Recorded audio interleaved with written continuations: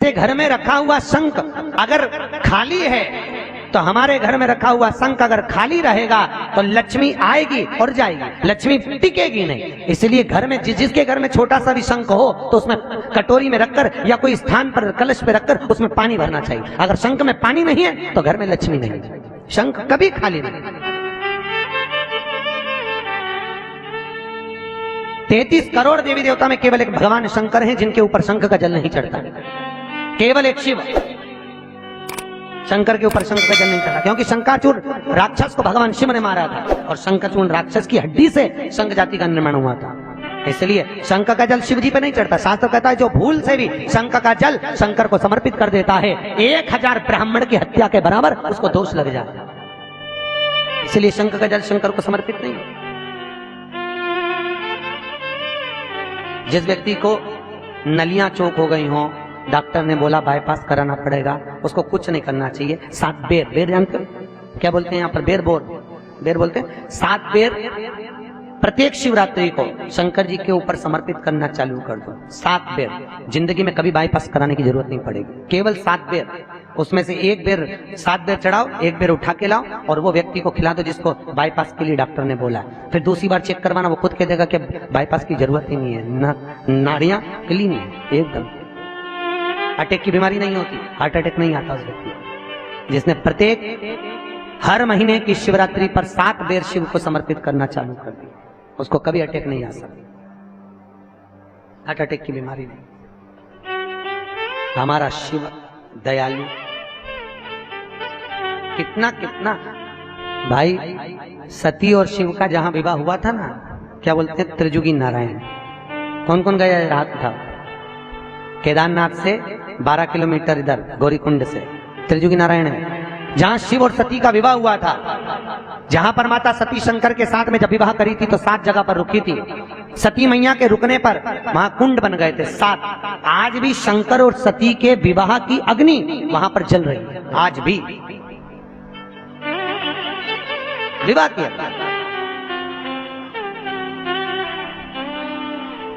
जो कैंसर का रोगी होता है, जिसको कैंसर जैसी बीमारी हो जाए, डॉक्टर भी हाथ ऊंचे कर दे, तब मेरे महादेव के त्रिजुगी नारायण का पानी दीजिए।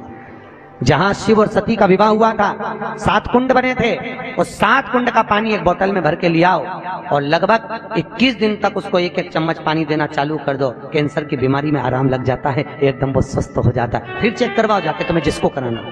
पर 1-1 शिव के उपासना में 1-1 फल की प्राप्ति है। फिर वही वाली बात आ गई, चोटे को कुबेर बना दिया दादा, चोर। तो फिर सोचो, तुम तो शिव महापुराण की कथा सुन रहे हो, ये दादा है, बाबा है। कहते हैं दादा की गोद में जब पोता बैठता है ना, खाली नहीं होता, उसको दादा 5 रुपए 10 रुपए या टॉफी देकर ही भेजता है।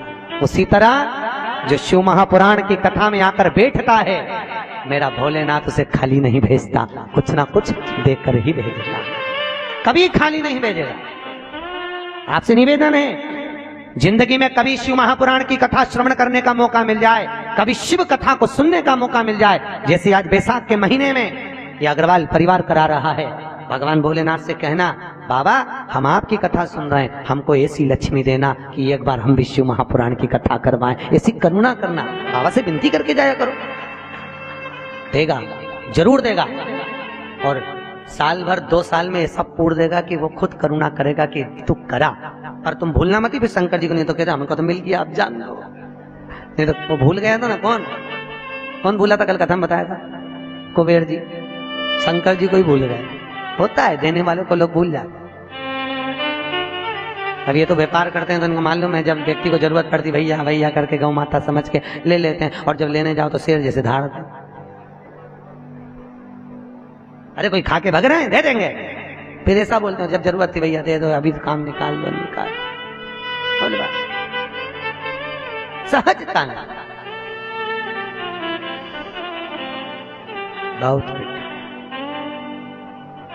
बाबा। 1 मुखी से लेकर 14 मुखी तक रुद्राक्ष होते हैं। 1 मुखी रुद्राक्ष लक्ष्मी के लिए वर्णित किया गया है। सबसे श्रेष्ठ रुद्राक्ष 7 मुखी होता है। कौन से नंबर का? सात मुखी रुद्राक्ष अगर व्यक्ति एक ठेला चलाने वाला, हाथ गाड़ी चलाने वाला सात मुखी रुद्राक्ष को सिद्ध कर कर अगर पहन ले, जिंदगी में कभी संपदा की कमी नहीं आ सकती। कभी जिंदगी में सात मुखी रुद्राक्ष पहनने वाले को कष्ट नहीं। तीन मुखी रुद्राक्ष बच्चों की विद्या के लिए होता है। 11 मुखी रुद्राक्ष ब्लड प्रेशर के लिए होता है। 11। 5 मुखी रुद्राक्ष व्यक्ति के जीवन में जो काम अटक रहे हो, कहीं सर्विस के लिए, कहीं नौकरी के लिए, कहीं विद्या के लिए, किसी किसी काम में जा रहे हो और हो ही नहीं रहा, 5 मुखी रुद्राक्ष का प्रमाण कहा। कितने मुखी? 5 मुखी। जैसे